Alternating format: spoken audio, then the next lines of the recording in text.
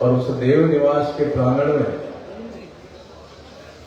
ऐसा पवित्र धार्मिक आयोजन, दिन में कथा का प्रवचन और सायंकाल ये भक्ति संध्या।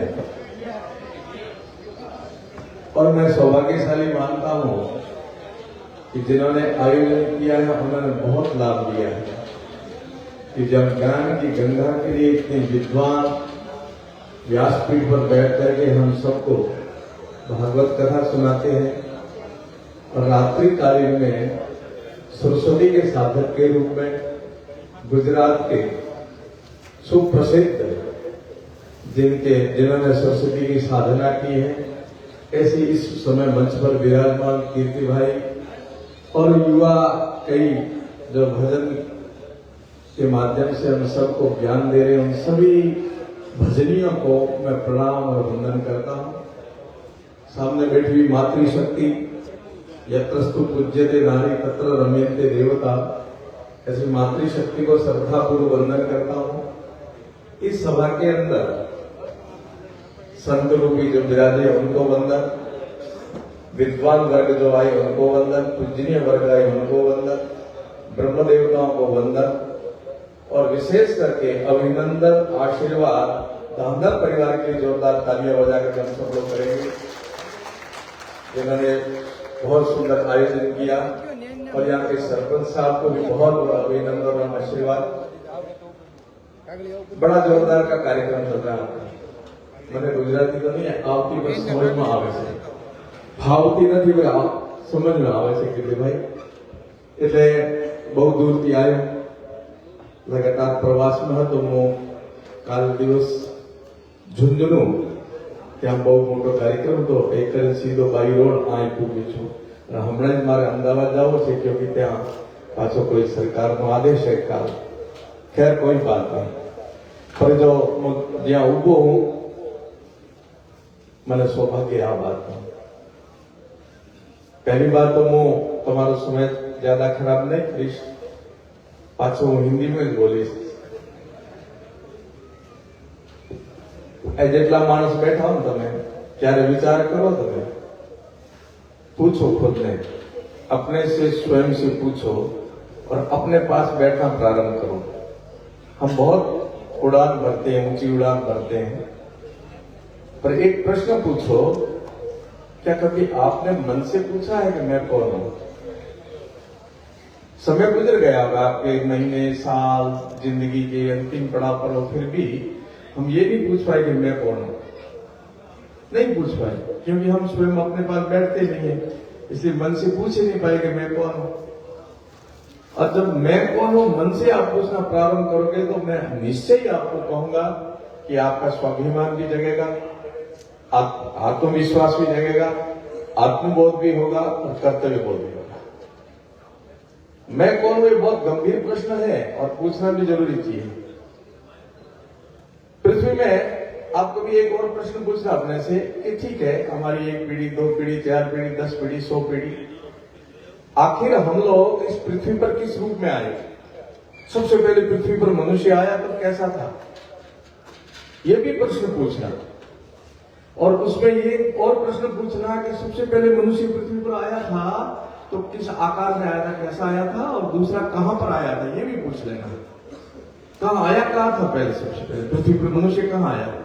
और तीसरा प्रश्न ये भी पूछ लेना, आया कहां था, किस रूप में आया था, और किस धरती पर भी आया था और किस धर्म में आया था। तो मुझे कहते हुए गर्व हो रहा है कि दुनिया के इस समय 8 या 9 अरब लोग हैं जीवित, उन सबको हम लोग कहते हैं बड़ा भाग मानुस्तन पाया। बड़े भाग्य से मनुष्य जीवन मिलता है, ऐसे मनुष्य जीवन नहीं मिलता है, बड़े भाग्य से मिलता, भाग्यशाली। मैं उनसे कहता हूं कि है भाग्यशाली, इसमें कोई दोहराई नहीं। हमारे पड़ोसी देश के लोग भी भाग्यशाली हैं, विदेशी लोग भी भाग्यशाली हैं जो मनुष्य बन के आए हैं, परंतु परम सौभाग्यशाली कौन इनमें से? तो परम सौभाग्यशाली यदि कोई है तो मैं विश्वास के साथ कह रहा हूं और आत्मबल के साथ कह रहा हूं, और कोई भी दुनिया के मनुष्य परम सौभाग्यशाली इस धरा पर और इस धर्म में जन्म ले रहे हम सभी परम सौभाग्यशाली हैं। जो भारत में जन्म लेते हैं और इस सनातन धर्म में जो जन्म लेते हैं, इससे बढ़िया कोई परम सौभाग्यशाली नहीं। और इन परम सौभाग्यशालियों में से भी अति परम सौभाग्यशाली वो है जो धर्म से जुड़े हुए हैं, जो सत्संग से जुड़े हुए हैं, जो अपनी परंपराओं से जुड़े हुए हैं, अपने इष्ट से जुड़े हुए हैं, अपने देवताओं से जुड़े हुए हैं, अपने पुरखों के बताए हुए मार्ग पर चलने के लिए तत्पर रहते हैं। वे अति परम सौभाग्यशाली हैं। इसलिए हम सबको गर्व है इस बात का कि हम ऐसी धरा पर, ऐसे धर्म में जन्म लिया है जिसमें देवताओं ने जन्म लिया, जिनके अभी गुणगान गा रहे हैं, हम भजन कर रहे हैं। ये हमारी वंश परंपराओं है, बाहर से नहीं आए हैं। चाहे वासुकी दादा का हो, चाहे नागणिया माता का हो, चाहे बापू जी का हो, चाहे रामदेव जी का हो, चाहे गोगा जी का हो, चाहे महाराणा प्रताप का हो, शिवाजी का हो, मीरा का हो, कबीर का हो, वेदेश का हो, ईश्वरदास जी का हो, डोंगरपुरी जी का हो, बनारनाथ जी का, कितनों के नाम ले। कोई ऐसा क्षेत्र नहीं है जिस जगह से हमारे कोई न कोई महापुरुष पैदा नहीं हुए। कोई ऐसा घर नहीं है सनातन धर्म के हिंदू समाज का। भारत का कोई कोना ऐसा नहीं है। भारत की भूमि के हर कोने से ऋषि, मुनि, सिद्ध, साधक, तपस्वी, महापुरुष, सूरा, सती, तपस्वी, मनस्वी, विद्वान, ये भारत एक खान है। इस खान में से ऐसे लोग यदा यदा से धर्म से ग्लानिर्भवति भारत, जिस समय इस पृथ्वी को और इस धर्म को जरूरत पड़ी है तब महापुरुषों ने अवतर लिया, जन्म लिया है। ये हमारा सौभाग्य है कि उसी परंपरा में हम लोग हैं। उन सबने अपना काम किया, उनके युग में किया। जब उनका कालखंड था, बाबूजी महाराज कब आए? मुझे गर्व है इस बात का कि बाबूजी के वंशज धांधल परिवार, बाबूजी के पिता का नाम धांधल जी, जोधपुर के राज परिवार से। और जब राजगद्दी की बात आई, धांधल जी ने पिताजी की आज्ञा का पालन करके राजगद्दी का लालच नहीं किया, पिता की आज्ञा का पालन किया। ऐसे धांधल जी, यदि कोई नहीं जानते हो, ये धांधल परिवार का बता रहा हूं। और उन्हीं के वंशज जब कालू जी इधर आए, यहीं के राज परिवार को अपने क्षत्र धर्म का परिचय देकर के अपना परिचय दिया और साथ लिया। इसलिए आज यह धांधल परिवार स्थापित हुआ। सदियों पहले उसी परंपरा का कोई डीएनए रखने वाला, क्षत्र धर्म का पालन करने वाला क्षत्रिय धांधल जी के परिवार का यहाँ कालू जी आया। उनको भी मैं वंदन करता हूं, उनके वंशजों को भी मैं वंदन करता हूं। यह परंपरा चलती रहेगी। पुनरपि मरणम पुनरपि जन्म, फिर मरना फिर जन्मना, ये जीवन है। परंतु ऐसे जीवन को पाना, मनुष्य बन करके आना, ऐसे श्रेष्ठ कुल में, ऐसे श्रेष्ठ धर्म में और ऐसे श्रेष्ठ धरती पर जन्म लेना, ये परम सौभाग्य की बात है। मेरा भी सौभाग्य है। वैसे तो मैं कभी परिचय नहीं देता हूं, आज परिचय देता हूं। अभी अभी आपने बात करी कि पोखरण से विधायक और दूसरा सन्यासी के रूप में हूं। दोनों का मैं बहुत संक्षिप्त में बताऊंगा। मैं सन्यासी कैसे बना, हो सकता है मेरे वहां से आए तो सब जानते हैं, आप लोग नहीं जानते हो। मैं सन्यासी कैसे बना। मेरी माता जी को पागल कुत्ते ने काटा। मेरे कुछ गांव वाले भी आए हुए हैं जहां मेरा जन्म हुआ। मेरी माता जी को पागल कुत्ते ने काटा। माता जी ग्रामीण थी इसलिए हल्के में लिया कि कुत्ते को जानवरों के काटने से क्या फर्क पड़ता, कुछ नहीं पड़ता, काटते रहते हैं, नहीं कहा। और मैं मां के पेट में था 5-6 महीने का, और माता जी की रेबीज हो गया, हड़कियो हो गयो, हड़कियो, शायद गुजराती में हड़कियो कहता है, हड़कियो पुत्र बढ़ गयो, रेबीज हो गया। डॉक्टरों के पास गए, डॉक्टरों ने मना किया कि कोई इलाज नहीं, मौत ही है लास्ट। तब उस समय एक सिद्ध पुरुष के चरणों में मेरी माता जी को लेके गए, जिनकी अभी पहले जयकारा लगाया था, मालानी जी महादेव मोहन जी नाम।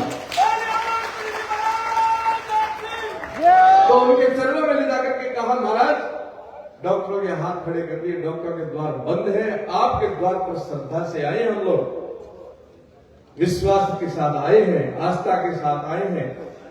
महाराज कुछ नहीं बोले, बोले इनका चाय पिलाओ, भोजन कराओ। जैसे जैसे रात निकली, सुबह बुलाया। महाराज को ये भी कहा था कि गुरुजी 2 जीव खत्म होंगे, एक गर्भ में कोई है जीव और एक माता जी, 2 जीव खत्म होंगे। अब बचाए या तारे वो आपका हाथ में है। सुबह उठते बोला इधर आओ, चिंता मत करना, गर्भ में वो सन्यासी बनेगा, लड़का होगा। गर्भ में वो शिशु लड़का होगा, सन्यासी बनेगा, कोई नहीं मरेगा, तुम्हारा नाम करेगा, घर जाओ, ये मैं आपके सामने खड़ा, मेरी गुरु कृपा से मैं सन्यासी मां के गर्भ में बना। और मेरी माता जी का स्वर्गवास भी कहती भाई अभी वो 105 वर्ष के होके गए हैं।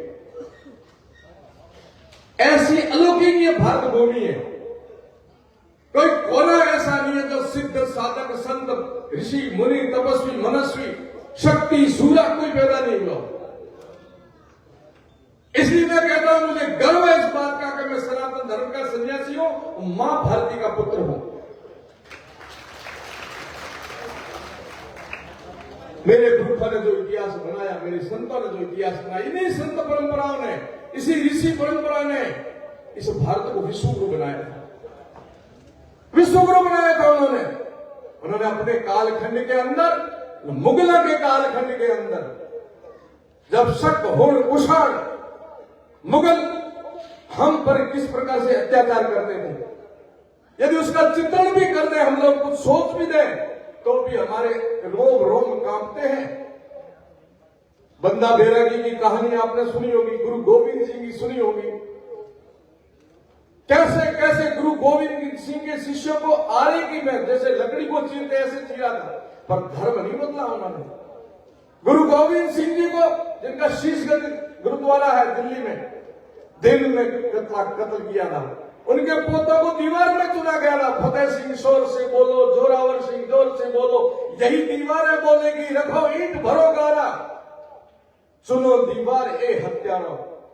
क्या दृश्य बना था, कल्पना करिए कभी, कितना अत्याचार होता था, फिर भी उस समय के हमारे महापुरुष अडिग रहे, डिगे नहीं, इस धर्म के लिए अपने कर्तव्य का निर्वहन किया। जोरावर सिंह फतेह सिंह जी को भी याद रख लेना, एक 14 साल का, एक 15 साल का बच्चा पकड़े गए लोगों के पीछे से, हम भीड़ इकट्ठी है, तो भीड़ के अंदर कहा कि आप हिंदू धर्म छोड़िए, मुसलमान बन जाइए, इनका आपको जिंदा दीवार में गाड़ा जाएगा। उन्होंने कहा कोई बात नहीं, एक 16 साल का, एक 14 साल का बच्चा, कोई बात नहीं छोड़ेंगे।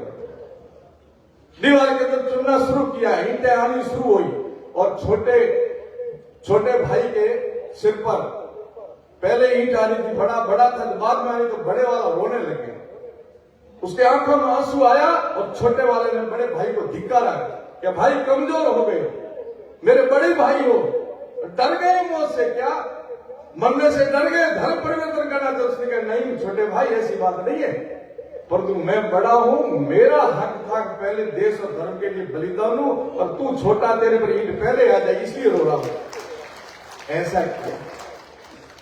अग्नि की ज्वाला कितनी खतरनाक होती है, पद्मिनी का जोहर आपने सुनाई होगा, कैसे अपनी सती सूर बचाने के लिए सतीत्व को अग्नि में कूद गई। हरी रानी का आपने इतिहास पढ़ा ही होगा, सिर मांगे छत्राणी, सिर काट दी छत्राणी।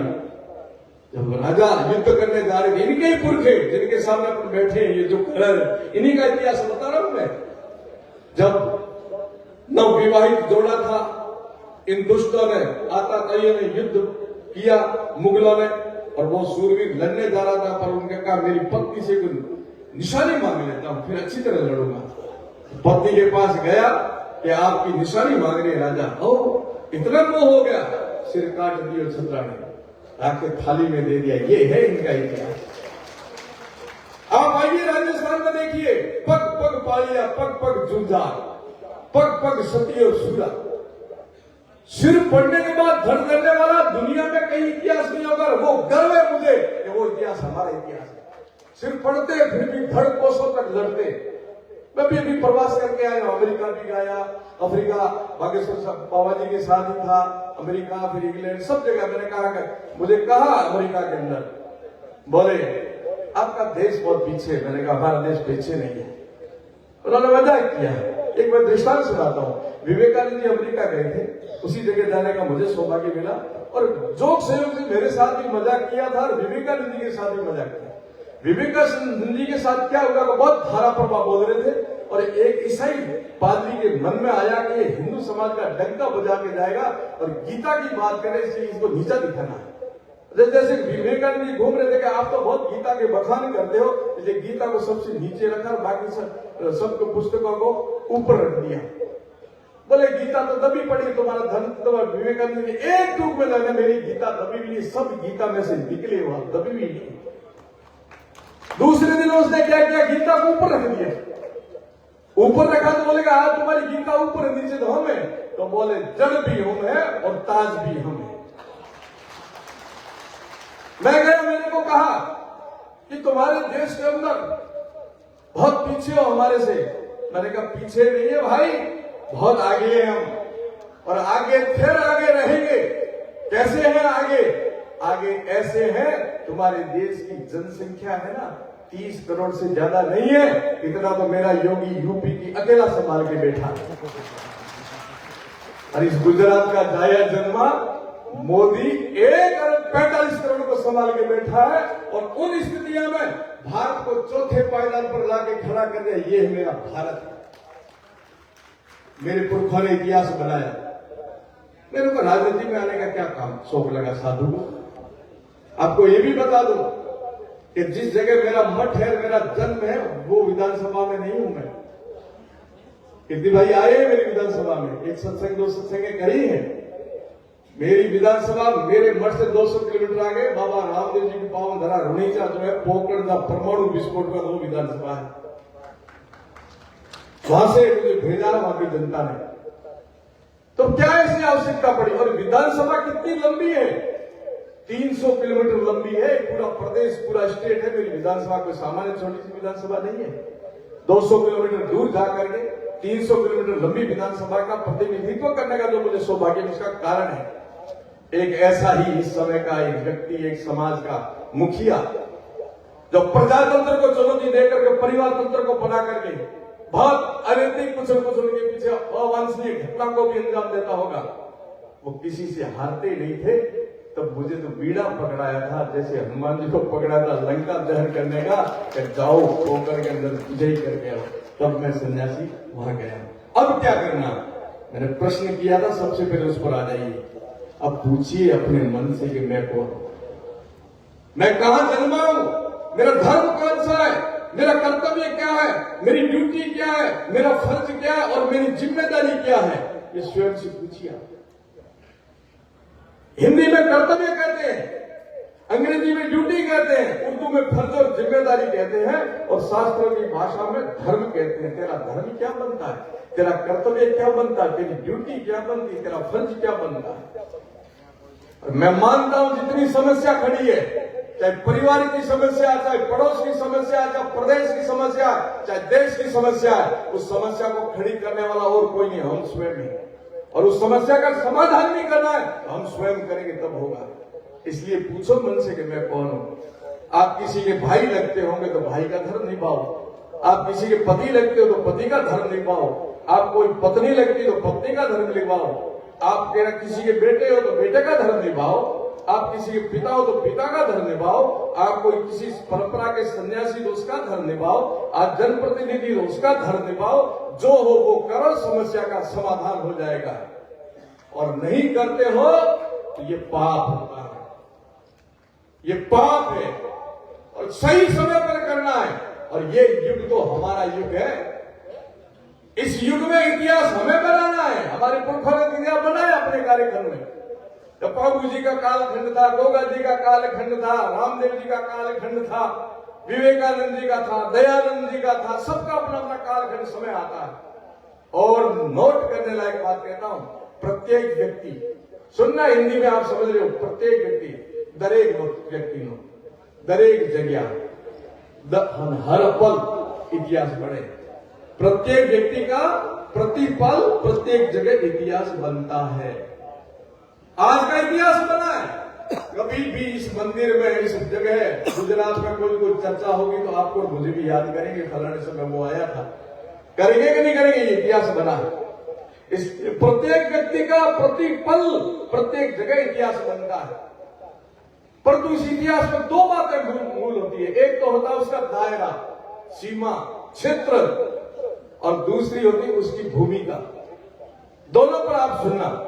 दायरा जैसे कोई परिवार का मुखिया है तो उसका इतिहास परिवार में ही बनेगा। परिवार की घटना कोई उसके कालखंड में घटी है, उसके समय घटी है, तो उसको याद करेंगे मेरे परिवार में बहुत अच्छा काम हुआ, जैसे धांधल परिवार ने किया, मेरे धांधल परिवार ने बहुत अच्छा काम किया, उस समय मेरे परिवार का मुखिया कौन था याद करेंगे। ये परिवार का गांव का, जैसे अपने सरपंच साहब, या उस समय जब सरपंच साहब राणा थे और तब ये काम हुआ था। ऐसे प्रदेश, ऐसे देश, जितना क्षेत्र इतना इतिहास का विस्तार। और दो पहलू होंगे उसमें। दो पहलू क्या होगा मित्रों, सब पर घटता है। आप पर भी, आपका भी इतिहास बनेगा, मेरा भी इतिहास। आप घर के मुखिया हो तो आपके घर में घटना घटेगी तब आपको याद करेंगे। आप समाज के मुखिया हो, गांव के मुखिया हो, जिस जगह के आप मुखिया हो, आपका एक इतिहास बनेगा। उसमें क्या बनेगा? उसमें यह बनेगा कि हमारी उस समय भूमिका क्या थी। जब इतिहास बना उस समय हमारी भूमिका क्या थी। यदि हमने अच्छा काम किया और हमने अच्छी भूमिका निभाई है तो 50-100 साल बाद जो आपकी पीढ़ियां होंगी ना, उनको हमारे आज के आचरण के कारण सम्मान मिलेगा कि इनको आगे बिठाओ, इनके पुरखे बहुत भले थे। जैसे आज बापू जी, रामदेव जी, वासुकी जी, इनके कारण हम सबको मान और सम्मान मिलता है। महाराणा प्रताप, शिवाजी के कारण हमें सम्मान मान मिलता है। ठीक ऐसे यदि उल्टा किया तो आने वाली पीढ़ी, आपकी जो पीढ़ियां होगी ना, हमारे आज के आचरण के कारण, आज के व्यवहार के कारण उनको नीचा देखना पड़ेगा। इनके माँ बाप गए बीते थे जब देश को और धर्म को जरूरत थी, तब ये स्वार्थ के सौदे कर दिए। इसलिए मैं कहता हूं इतिहास हमारा इतिहास है, क्योंकि उत्तरदायित्व किसका है और उत्तराधिकारी कौन है उनके? महाराणा प्रताप के, बापू जी के, गोगा जी के, वासुकी जी के, कौन है उत्तराधिकारी? ईश्वरदास जी के। एक एक का पढ़ के देखो। आप कहेंगे किसी महापुरुष से जुड़ते हो, किसी देवी देवता से जुड़ते हो, तो आप उनके अभी वर्तमान उत्तराधिकारी तो आप है। तो आपका उत्तराधिकारी आप है, तो उत्तरदायित्व भी आपका बनता है, कर्तव्य भी आपका बनता है, ड्यूटी भी आपकी बनती है। इसी भारत को विश्व गुरु बनाया था हमारे संतों ने, हमारे विद्वानों ने, चारणों ने, पुरोहितों ने, ब्राह्मणों ने, जो विद्वान जिस घर से निकले, उन सब ने इस भारत भूमि को, पृथ्वीराज का इतिहास जानते हैं, चंद्रवरदाई दूध पहुंचा किस प्रकार उसके रगों के अंदर क्या भरा, किन शब्दों से भरा, वो इतिहास ही हमारा था। उन्होंने अपनी भूमिका निभाई थी। इसलिए ये युग हमारा युग है। उन महापुरुषों का उत्तराधिकारी बनकर के उत्तरदायित्व हमें निभाना है। इस भारत को पुनः विश्व गुरु बनाना है, महान शक्ति बनानी है, तो इस युग में हम बनाएंगे, ये हमारे को तय करना है। हमें तय करना पड़ेगा। जागरण करो, जागरण के लिए राष्ट्र चिंतन होना चाहिए, मनोरंजन नहीं होना चाहिए, धर्म चिंतन होना चाहिए। तब जाकर के हम लोग इस मां भारती की सच्ची सेवा करके सनातन धर्म का झंडा पूरे विश्व में फहरा करके आएंगे। कोई नहीं रोक सकता। पहले भी विश्व गुरु भारत था, हमारे पुरखों ने बनाया था, अब भी भारत को विश्व गुरु बनाएंगे तो हम बनाएंगे, क्योंकि हम उनके उत्तराधिकारी हैं। ये मेरी ड्यूटी बनती, मेरा कर्तव्य बनता है कि मां भारती के लिए, सनातन धर्म के लिए, दुनिया के कोने कोने में एक सन्यासी के नाते मैं जाऊंगा। कीर्ति भाई जाएंगे, भजनों के माध्यम से जाइए, अपना अपना क्षेत्र है, आप लोग अपने अपने क्षेत्र में जाइए। अरे एक वातावरण बनाओ देश के लिए, धर्म के लिए, और गर्व करो को हम हिंदू हैं। हम सामान्य प्राणी नहीं बनकर के आए पृथ्वी पर, हम मनुष्यों को ज्ञान देने वाली परंपरा में से आए, हम सती सूरों की परंपरा में से आए, हम भामाशाहों की परंपरा में से आए, हम देवताओं की परंपरा में से, हम कोई सामान्य प्राणी नहीं है। ये हमारा उत्तराधिकारी के रूप में उत्तरदायित्व बनता, नहीं तो बहुत बड़ा पाप होगा। बात समझाता हूं आपको, पाप कैसे होगा। हम सब लोग गाड़ियों से आए भाई, हमारी गाड़ी से यदि गौ माता मर जाए तो पाप होगा कि नहीं होगा? बोलो ना भाई, चुप क्यों? समझ में आवे ना, हिंदी समझ में आती है, राष्ट्रीय भाषा है, समझनी चाहिए। अपनी गाड़ी से गौ माता मर जाए तो पाप लागियो कि नहीं लागियो? पाप लागियो ना। दुख था ना मन में, बहुत फोटो थो आज दाड़ो बहुत फोटो गौ माता मरी गई तो दान पुण्य करवानो मन थशे, कांई ત્યાં જાય એને પાપથી મુક્તિ કરવાનું થાય।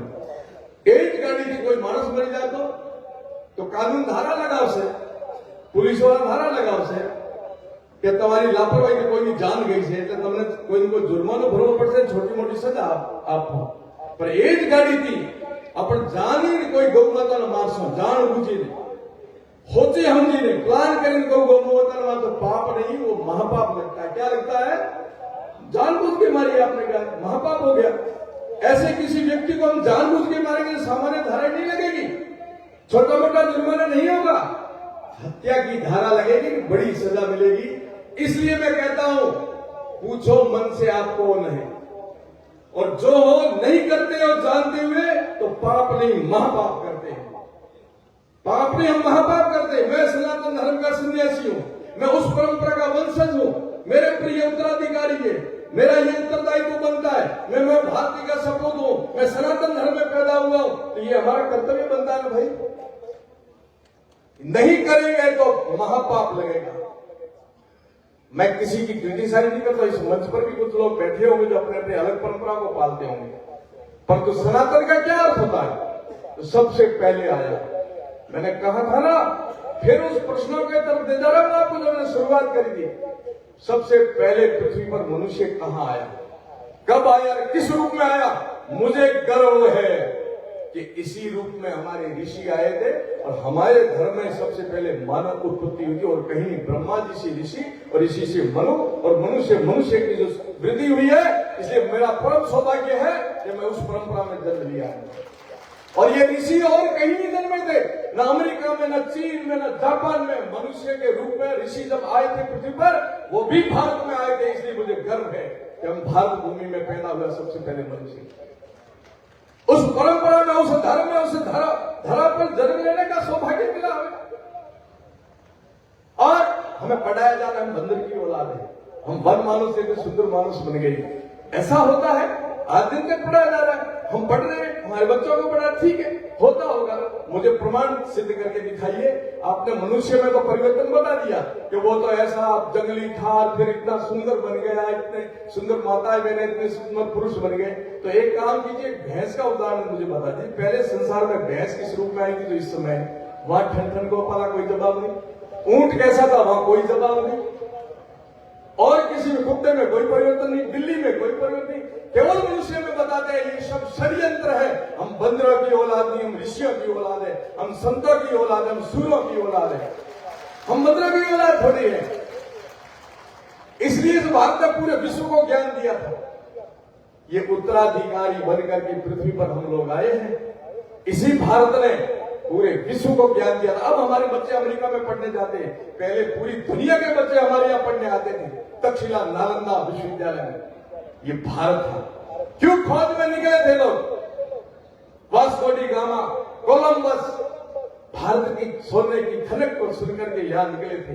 परंतु दुख और पीड़ा होती है। चक्रवर्ती राज करने वाले हम लोग थे। सनातन परंपरा में हम सबसे पहले आए। मनुष्य सबसे पहले पृथ्वी पर हिंदू समाज के रूप में आया, सनातनी धर्म के रूप में आया। चक्रवर्ती राज था हमारा चारों दिशाओं में।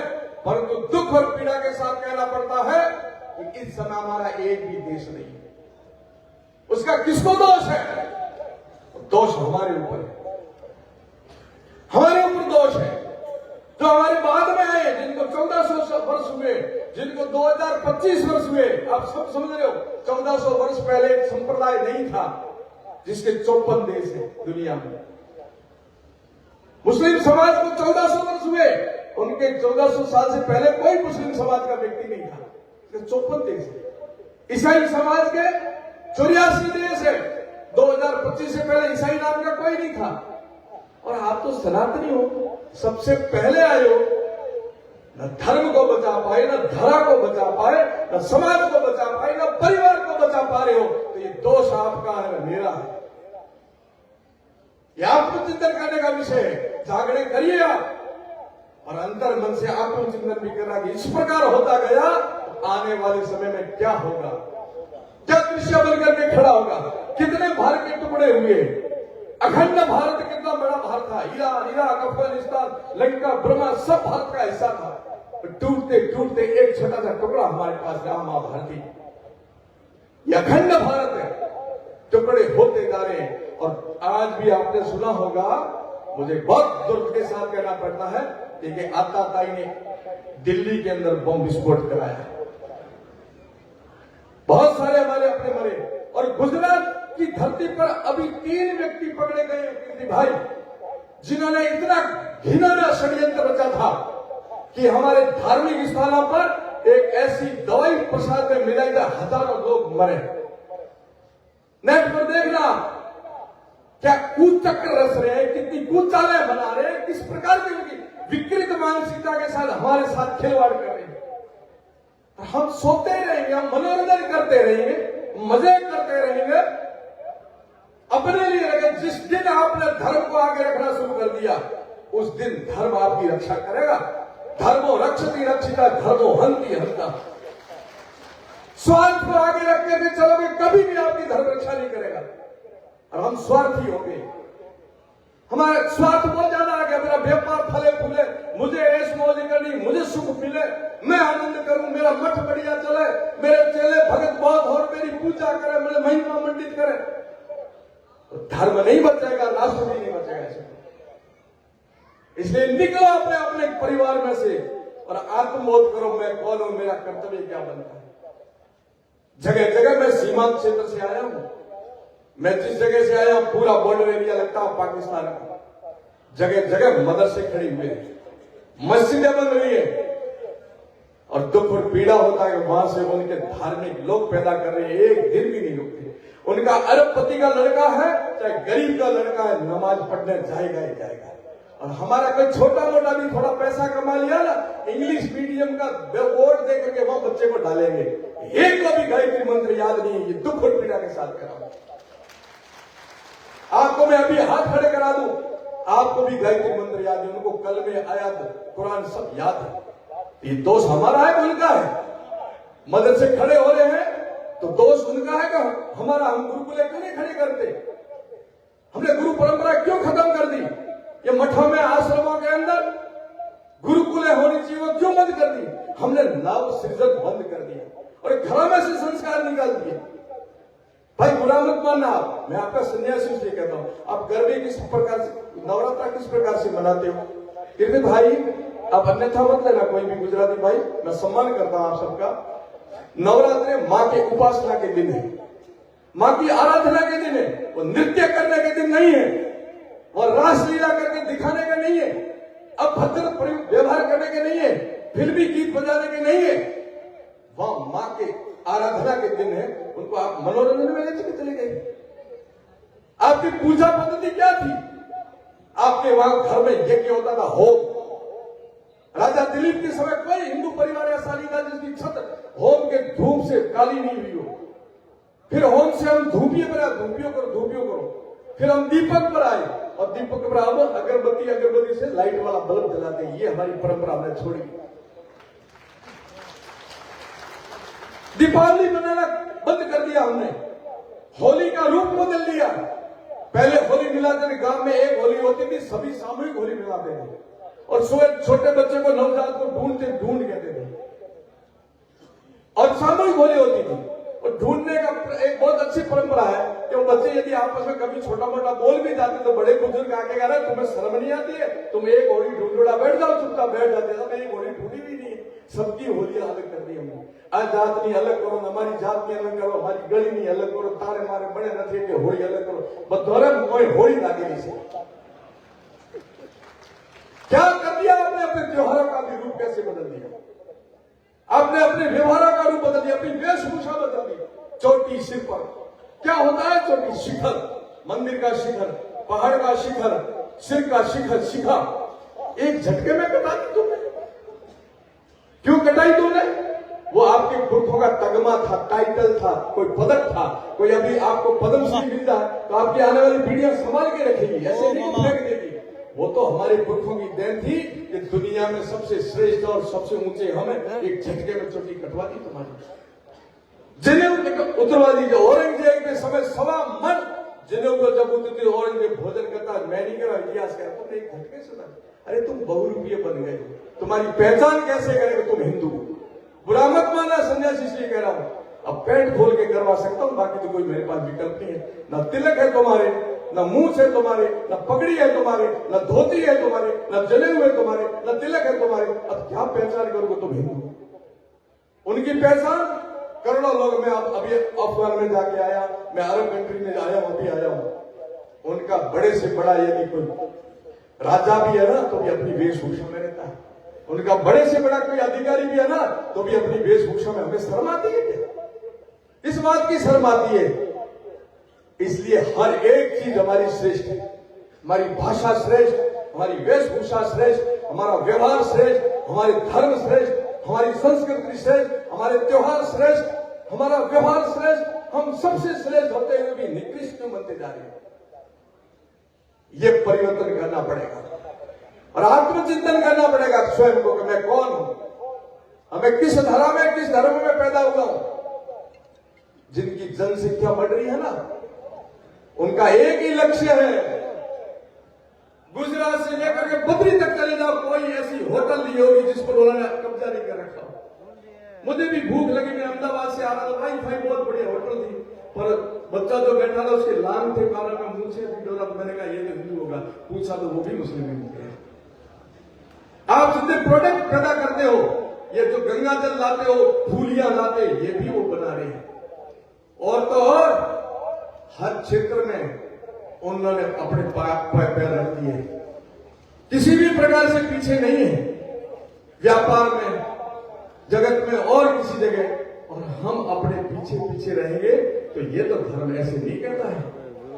हम उनकी हत्या तो नहीं करना चाहते, वो हमारी हत्या करना चाहते हैं, क्योंकि उनके धार्मिक पुस्तकों में और उनके धार्मिक गुरु यही कहते हैं काफिर रहना नहीं चाहिए।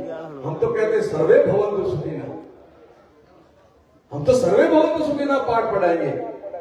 ये जो जनसंख्या बढ़ करके जिनका है ना गजवाई हिंद करने का सपना, उस दुस्वप्न को भी रोकना है तो हमें रोकना है कि भारत पर हम बैठे हैं, हमारे कालखंड के अंदर तुम्हारी कोई सपने साकार नहीं होने देंगे। और हो गए दोष मेरे ऊपर, दोष आपके ऊपर भी आएगा। हमने केवल मौज की है, धर्म और राष्ट्र के लिए नहीं जगे। हम पैसों के लिए, परिवार के लिए जगे, पर राष्ट्र के लिए नहीं जगे। राष्ट्र के लिए जगोगे, धर्म के लिए जगोगे, तब कोई नहीं रोक सकता। वो धर्म को आगे रखते हैं, स्वार्थ को आगे रखते हैं, छोड़ना पड़ेगा, ये छोड़ना पड़ेगा हमारे। ये ड्यूटी, ये कर्तव्य, फर्ज सबका बनता है। एक प्रतापरी का, एक कीर्तिदान जी का नहीं बनता है, हम सबका बनता है। ये हमें तय करना है। वो तो अपनी जनसंख्या बढ़ा करके इस प्रजातंत्र की कुर्सी तक पहुंचना चाहते हैं, जिस पर मैं पहुंचा हूं, जिस पर मोदी जी पहुंचे, जिस पर योगी जी पहुंचे हैं, उस प्रजातंत्र की कुर्सी तक वो जनसंख्या बढ़ा करके कब्जा करना चाहते हैं। आप क्या करें? हम तो हमारे तो बस पूरा करो मामला नहीं, अपने हंज नहीं आवता, अब વધારે छोकरा अपने हंज नहीं आवता। वो कहते हैं खुदा पालेगा, और तुम तो अपने ऊपर लेते। मैं अभी प्रवेश कर रहा था, बोल रहे थे, मेरे से पहले जो भजन गा रहे थे आप ही थे ना, आप बोल रहे थे कि देखो यहाँ तो जब असंभव था तो संभव कर दिया, माता जी ने, वासुदेव जी ने संभव कर दिया। तो वो कहते हैं खुदा पालेगा, तो हम भी कहेंगे ईश्वर पालेगा। हमारी चिंता नहीं, पैदा भी वो करने वाला, पालने वाला भी नहीं है। देनहार और कोई ये दे तो दिन रहे, लोग भरम मुझ पर करे ताको नीचो ने, आई की चिंता करते हो तुम? नहीं तो तुम्हारी ये दांदलर, खाचर, फलाना, ढीकड़ा, चारण, सबके समाज धीरे धीरे समेट करके छोटे से हो जाओगे आप। बहुत इतने से तो फिर गोद ढूंढते फिरोगे, मेरी गोद के कितने लोग आए है ही नहीं, खत्म हो गए। क्योंकि दो लड़के हो गए तो भी रिश्ता खत्म। बहन किसको कहोगे, मासी किसको कहोगे, बुआ, फूफा, साड़ी किसको कहोगे आप? और दो बहनें पैदा होगी तो भी रिश्ते खत्म, दो भाई पैदा होंगे रिश्ते खत्म। इसलिए मैं कहता हूं आपको, यदि आपने शादी की है तो शादी करने के पीछे मौज नहीं है, शादी पीछे करने का जो सिद्धांत और विज्ञान है, वंश की वेल बढ़ाने के लिए, मौज करने के लिए नहीं किया आपने शादी। आप गृहस्थाश्रम में गए हो, वहां आपकी वंश वेल बढ़नी चाहिए। और शादी करके जब आते हो सन्यासियों के पास या कोई बड़े बुजुर्गों के पास जाते हो ना, तो आशीर्वाद मांगो कि नहीं मांगो? क्या बापू आशीर्वाद आपो? तो बापू शू कहे, दूधो न पूतो फलो। आज भी मैं कहूंगा आपसे कि आप शादी करिए, शादी करवाइए, परंतु संकल्प लीजिए कि दूधो न और पूतो फलो, आपकी वंश वेल बढ़े, छोटी भी बने। सर्व आशा मम मित्रम भवन्तु, सारी दिशा में मेरे अपने होने चाहिए, नहीं तो खत्म हो जाएंगे ना। तब ये आता तक जिनके दुस्वप्न है वो ये प्रजातंत्र की कुर्सी तक भी पहुंच जाएंगे। वो हम तो हमारे 100 कर रहे हैं, तो हम तो हमारे 2 कर रहे हो, कहां तुलना करेंगे? कहते हैं भूख मर जाएंगे, पालेगा कौन, देश पर भार आ जाएगा। अरे देश पर भार आएगा क्या? मैं कहता हूं कहते भाई, सबसे दुनिया में ज्यादा जनसंख्या चीन की मानी जाती है कि नहीं है? चीन की जनसंख्या चीन के लिए समस्या नहीं है, दुनिया के लिए समस्या खड़ी कर रखी है। क्योंकि इतना व्यापार खड़ा किया है कि चीन की चीज के बगैर किसी की दुकान चलती ही नहीं, क्योंकि वहां निकम्मे पैदा नहीं किए उन्होंने स्वावलंबन खड़ा किया, स्वरोजगार खड़ा किया। और हम सब निकम्मे पैदा हो रहे, सब देश के लिए भार पैदा हो रहे। साहब मेरे को सब सब्सिडी पर चाहिए, यूरिया भी सब्सिडी पर, डीजल भी सब्सिडी पर, ये भी सब्सिडी, तो सब मंगते बन करके देश के लिए भार पैदा करे। नहीं, मैं भारत का सपूत हूं और स्वावलंबी करूंगा, स्वरोजगार खड़ा करूंगा। अमेरिका आंखें दिखा रहा हमारे को 1 अरब 45 करोड़ की जनसंख्या और 30 करोड़ की जनसंख्या हमें आंखें दिखाएगी, हमारा व्यापार बंद करेगी। हम संकल्प ले लें कि 1 अरब 45 करोड़ मां भारतीय में पैदा हुए और भारत में जो चीज पैदा होगी मेरे देश की चीज को उसी का उपयोग करूंगा।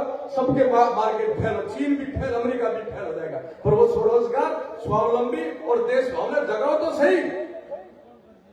विदेशी चीजों के आपने घर ठूस के भर रखे, आपका मेकअप से लेकर के साबुन से लेकर के हर एक चीज, कपड़े से लेकर के जूते से लेकर के सब विदेशी चीजों को भर रखा घर के अंदर। क्या तुम्हें घृणा आती है भारत की चीज? कोई कुम्हार बना रहा, कोई दर्जी बना रहा, कोई सुथार बना रहा, कोई लोहार बना रहा, हमारी अपनी चीज को उपयोग करने में तुम्हें शर्म आती है क्या? इसलिए जगाओ अपने स्वाभिमान को कि मैं भारत का पुत्र हूं। और 1 अरब 45 करोड़ लोग जब व्यापार भी करेंगे तो नौकरी मांगने की भी जरूरत नहीं रहेगी, दूसरों को नौकरी देने के काम आएंगे आप। इसलिए मैं कहता हूं कि अपने स्वाभिमान को जगाओ। और जनसंख्या जो बढ़ रही है, आपकी जनसंख्या बढ़ेगी, आपके लिए भारत